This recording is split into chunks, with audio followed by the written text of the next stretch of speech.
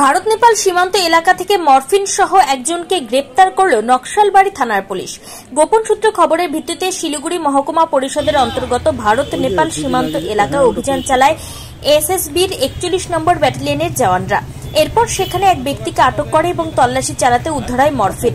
এরপরে ওই ব্যক্তিকে লাগাতার জিজ্ঞাসা করতে বেরিয়ে এসে আসল তথ্য। যদিও এই ঘটনায় ওই ব্যক্তিকে আটক করে নকশালবাড়ি থানার পুলিশ হাতে তুলে দিলে নকশালবাড়ি থানার পুলিশ ধৃতকে গ্রেপ্তার করে।